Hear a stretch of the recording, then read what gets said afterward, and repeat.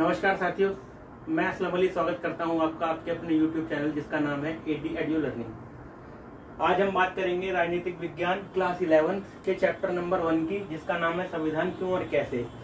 इसके अंदर हम संविधान के बारे में गहनता से अध्ययन करेंगे। बेसिकली आज हम शुरुआत करते हैं संविधान।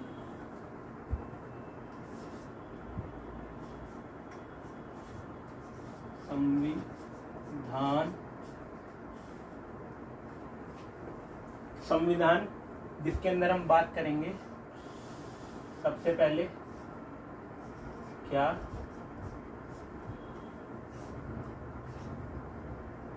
क्यों और कैसे। अर्थात आज की जो हमारी क्लास है उसके अंदर हमारे अध्ययन का फोकस रहेगा संविधान के ऊपर। संविधान की तो बात करेंगे, संविधान के अंदर सबसे पहला हमारा फोकस रहेगा संविधान क्या। स्पष्ट भाषा में समझाऊं आपको तो सबसे पहले हम जानने का प्रयास करेंगे कि संविधान होता क्या है, संविधान चीज क्या है जिसके बारे में हम पढ़ने जा रहे हैं। उसके बाद हमारा सेकंड जो टॉपिक होगा क्यों, क्या जरूरत पड़ी संविधान की देश की आजादी के बाद, जब देश आजाद हुआ 15 अगस्त 1947 को। उसके बाद देश को चलाने के लिए क्यों एक संविधान की हमें आवश्यकता थी, जिसके लिए हमें संविधान का निर्माण करना पड़ा। और तीसरा टॉपिक हमारा रहेगा कैसे, मतलब संविधान। इसके अंदर हम देखेंगे कि जो संविधान है वो कैसे अस्तित्व में आया, किन किन लोगों ने इसके निर्माण में अपना अपना योगदान दिया, किन किन लोगों के कठोर से कठोर परिश्रम और मेहनत का ये परिणाम था जो भारतीय संविधान आज की डेट में हम देख रहे हैं। तो अब सबसे पहले ज्यादा समय खराब न करते हुए हम बात करते हैं संविधान की, कि संविधान होता क्या है। संविधान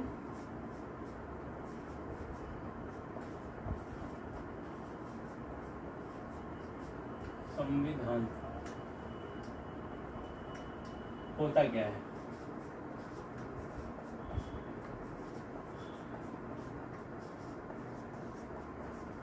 संविधान की अगर हम बात करें तो संविधान एक लिखित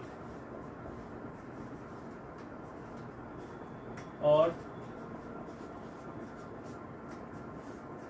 विस्तृत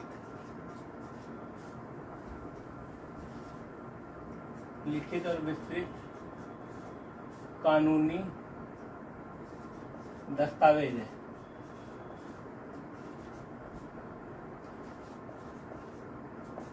अब बात तो कर ली हमने कि संविधान क्या है। संविधान बेसिकली विस्तृत कानूनी दस्तावेज है। अब दस्तावेज तो है, अब इसके अंदर उल्लेख किस चीज का है। संविधान के अंदर उल्लेख हमें मिलता है, ऐसे देख लेंगे हम पॉइंट में, कानूनों, सेकंड नियमों, और थर्ड हमारा होगा शासन पद्धति। सबसे पहले तो इसके अंदर हमारे नियम, कायदे, कानून, जितनी भी हमारी कानूनी व्यवस्था है, न्यायिक व्यवस्था है, उसका उल्लेख है। दूसरा नियम, किन किन चीजों को संविधान के अंदर जोड़ा गया है, कैसे इस संविधान को आगे कार्य में लाया जाएगा, उन सबके मोटे मोटे तौर पर नियम और कायदे कानून सुझाए गए। और शासन पद्धति सबसे इम्पोर्टेंट ये चीज है। इम्पोर्टेंट तो ये दोनों भी है, पर सबसे ज्यादा इम्पोर्टेंट ये है शासन पद्धति। जिस देश के निर्माण की हम स्वप्न देख रहे थे आजादी के बाद, आजादी के टाइम पर या आजादी से पहले, वो देश आखिर में होगा कैसे। क्या वो अंग्रेजों के द्वारा छोड़ा गया जैसा था कि जहाँ कोई समानता नहीं है, रंग जाति का भेद है और अंग्रेज अपने आगे हमें दबा कुचला महसूस करते थे, क्या उसी तरह का समाज का निर्माण होगा, उसी तरह की शासन पद्धति होगी, निरंकुश निरंकुश, जिसके ऊपर किसी भी तरह का अंकुश नहीं है, कोई जवाबदेही नहीं है, या एक ऐसे समाज का निर्माण होगा जो व्यक्तियों के कल्याण के लिए काम करेगा, समाज के कल्याण के लिए काम करेगा। तो इसके अंदर शासन पद्धति जो हमारी थी वो एक लोकतांत्रिक पद्धति पे बल दिया गया।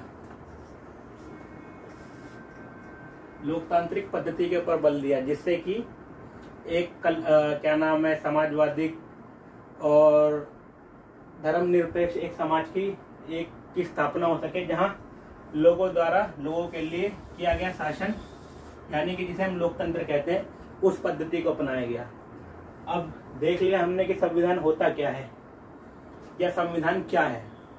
आशा करता हूं स्पष्ट समझ में आ गया होगा आपको। अब बात करते हैं संविधान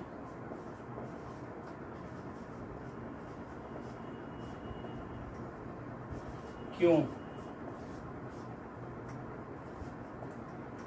संविधान क्यों, अगर इसे सरल शब्दों में अगर हम और समझना चाहें तो ऐसे समझ सकते हैं कि संविधान की हमें आवश्यकता क्या पड़ी, क्या नेसेसरी, क्या ऐसे कारण थे जिसके लिए हमें एक संविधान चाहिए था, क्या आजादी के बाद ऐसी समस्याएं उस टाइम के जो हमारे राजनेता थे, जो समाज कल्याण के लिए काम करने वाले लोग थे, उन्हें क्या जरूरत महसूस हुई कि हमारा एक संविधान भी होना चाहिए। तो इसके अंदर सबसे पहला पॉइंट यही है, जैसा कि हम सभी जानते हैं, लिखने से पहले मैं आपको बता दूं, जैसा कि हम सभी जानते हैं कि भारत एक विविधताओं से भरा हुआ देश है। यहाँ विभिन्न प्रकार के लोग, विभिन्न धर्म, जाति, पंथ, आस्था वाले लोग रहते हैं, जो भिन्न भिन्न स्तरों पर एक दूसरे से बिल्कुल विभिन्न है, फिर भी सब एक साथ मिलकर रह रहे हैं। तो इसका सबसे पहला पॉइंट तो यही होगा, मिलजुल कर रहने के लिए।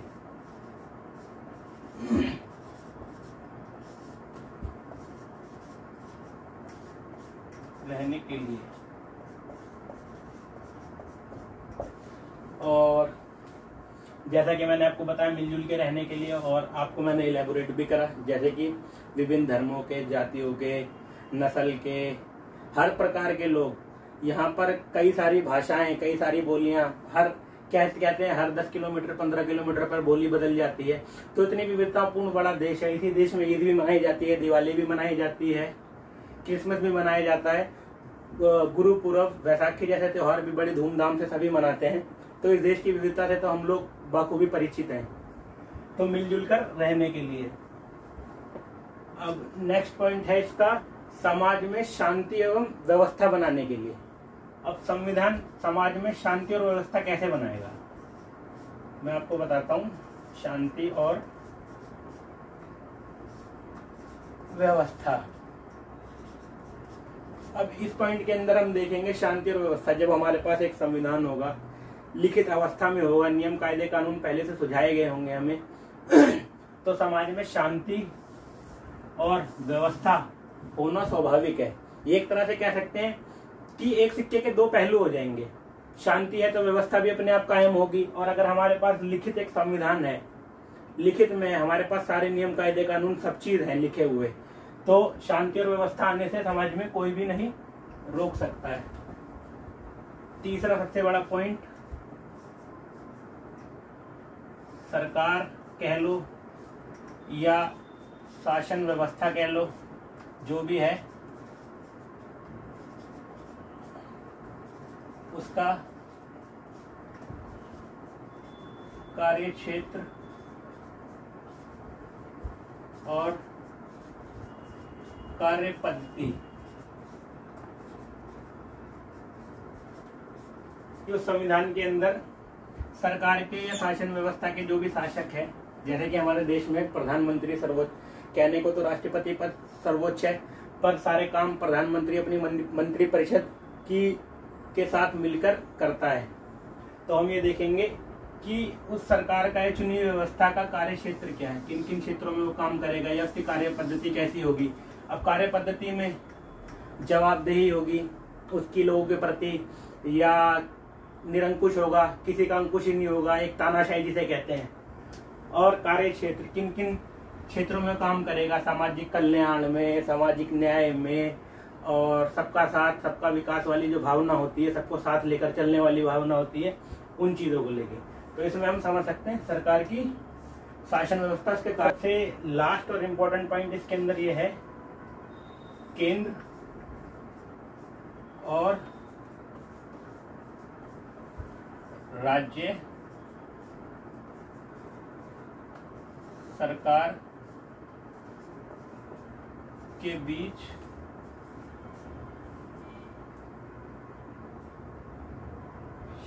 शक्ति का बंटवारा ही कह लो, समन्वय स्थापित करना, शक्ति का बंटवारा,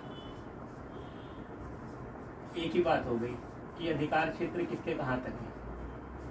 तो इसमें कोई वैसी बात नहीं है, टर्मिनोलॉजी आप अपने हिसाब से कुछ और भी यूज कर सकते हैं। मेरे को यदि थोड़ा यही लगा समझाने में कि केंद्र और राज्य स्तर पर, जैसे कि हम जानते हैं कि भारत में एक शासन व्यवस्था है जहाँ पर एक सशक्त केंद्र और राज्य सरकारें हैं जो मिलकर भारत के विकास के लिए काम करती हैं। तो उनके बीच में लिखित संविधान का इसलिए भी आवश्यकता थी कि शासन व्यवस्था को अपनाते हुए केंद्र और राज्य स्तर पर जो सरकारें काम कर रही है उनके अधिकार क्षेत्रों को भी एक दूसरे को समझाना था, ताकि एक सरकार दूसरे सरकार के कार्य क्षेत्र में या अधिकार क्षेत्र में दखल अंदाजी ना कर सके और दोनों मिलकर सामाजिक कल्याण के लिए और भारत की प्रगति के लिए काम करें। तो ये पॉइंट भी इसके अंदर बहुत ज्यादा इम्पोर्टेंट था। अब बात करते हैं आज के लास्ट और सबसे हॉट टॉपिक की। हॉट टॉपिक के इसलिए क्योंकि संविधान को तो अब हम सभी जानते हैं, हमने पढ़ा है संविधान के बारे में अपने टाइम में भी, आप लोग भी स्टडी कर रहे हैं। तो इसके अंदर सबसे हॉट टॉपिक या लास्ट का जो टॉपिक है हमारा इस क्लास का, आगे हम इसको कंटिन्यू भी करेंगे, वो ये है कि संविधान कैसे। बात तो हो गई थी संविधान क्या है और क्यों है, संविधान कैसे, दोनों मुद्दों पर बात हो गई हमारी कि संविधान क्या है क्यों है। अब सबसे रोचक तथ्य कहें या जानकारी के लिए सबसे हॉट टॉपिक मुझे ये लगा इन तीनों टॉपिकों के अंदर कि संविधान कैसे, अर्थात ये जो हमारा संविधान है ये अस्तित्व में आया कैसे, इसको बनाने के लिए किन किन लोगों ने अपनी मेहनत और अपना समय दिया, किन किन लोगों ने इसको एक अपनी दूरगामी दृष्टि से जो आने वाले 100 साल तक भी या 1000 साल तक भी जो संविधान वो लिख गए वो कारगर रहे। तो उसके लिए एक दूरदृष्टि होना बहुत जरूरी है, जो कि हमारे राजनेताओं ने, समाज सेवकों ने, जिन्होंने भी इस संविधान सभा का हिस्सा बनके इसमें अपना अपना योगदान दिया है, उनके बारे में तथ्यों पर भी हम थोड़ा विचार करते हैं। सबसे पहले संविधान बना कैसे। संविधान बनने में लगभग नहीं, एग्जैक्ट कह सकते हैं 2 साल 11 महीने और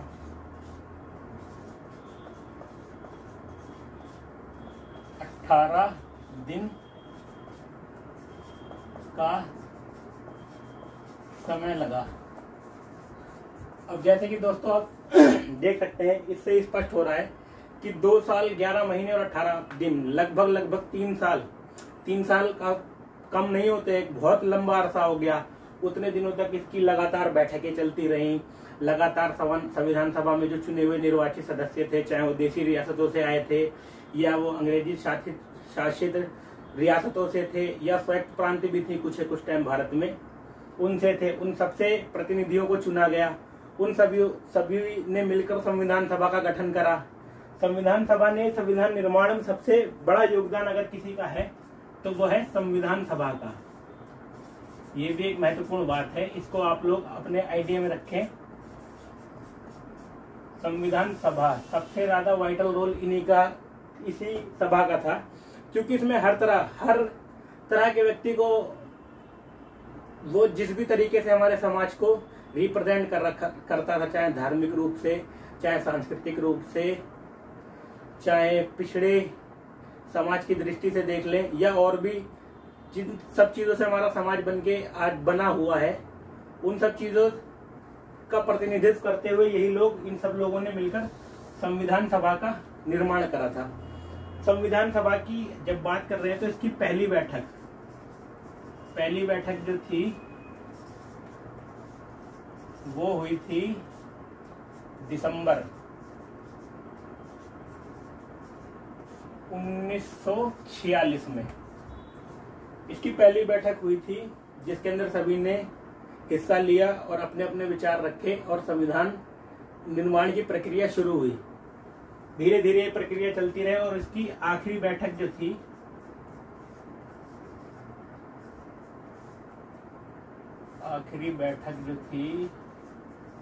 वो आपकी हुई है नवंबर 1949 में। तो देख सकते हैं बहुत लंबा टाइम पीरियड था, लगातार बैठकों पे बैठकें होती रहीं, लोग लगे रहे, कार्य करते रहे और एक ऐसे संविधान की रचना करी जो कि आज तक हमारी आकांक्षाओं को पूरा करता चला आ रहा है।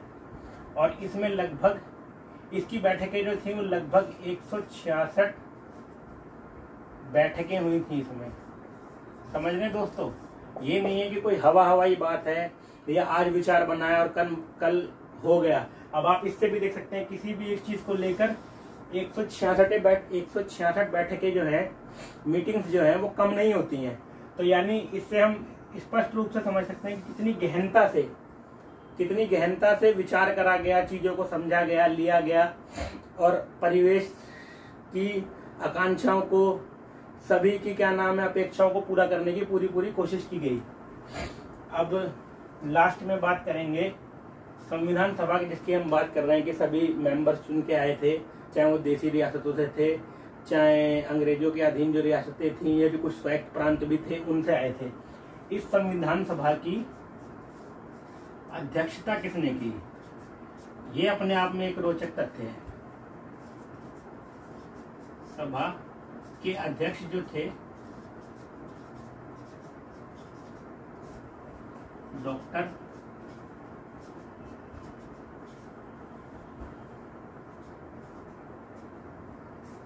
राजेंद्र प्रसाद जी थे।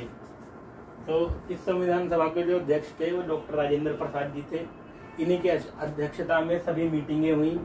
इतना लंबा टाइम पीरियड हर चीज पर विचार विमर्श करके फिर संविधान का निर्माण हुआ। तो संविधान सभा के अध्यक्ष, ये 1 नंबर का क्वेश्चन भी आ सकता है कि संविधान सभा के अध्यक्ष कौन थे। तो इसमें आपका स्पष्ट आंसर होना चाहिए डॉक्टर राजेंद्र प्रसाद। अब बात करते हैं आज लास्ट पॉइंट की। वो लास्ट पॉइंट है कि संविधान सभा के अध्यक्ष जो थे तो डॉक्टर राजेंद्र प्रसाद थे, परंतु एक समिति और भी थी जो संविधान सभा के अंदर ही कार्य कर रही थी। वो थी प्रारूप समिति। प्रारूप समिति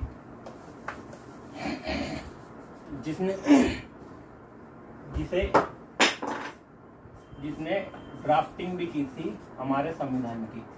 ड्राफ्टिंग यानी प्रारूप या ड्राफ्टिंग का मतलब होता है कि संविधान जो है उसका खाका, जिस भी स्थिति में आज हमारा संविधान आपको देखने को मिलता है, जो भी उसका प्रारूप है, वो उसका डिजाइन ड्राफ्टिंग कमेटी या प्रारूप समिति ने किया था।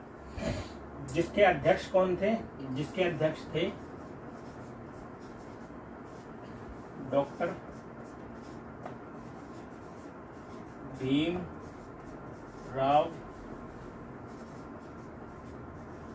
अंबेडकर जी हाँ दोस्तों, प्रारूप समिति के अध्यक्ष थे डॉक्टर भीमराव अंबेडकर जी, जिन्होंने की पूरे संविधान की ड्राफ्टिंग करी, एक प्रारूप बनाया, एक खाका तैयार करा, जिसके अंदर ही आगे चलकर, जिसके हिसाब से ही हमारे कानूनों को और जितनी भी न्यायिक प्रक्रिया है, नियम है, शासन व्यवस्था है, न्यायपालिका है, कार्यपालिका है, उनके अधिकार क्षेत्र या उनके कार्य क्षेत्रों का वर्णन किया गया है।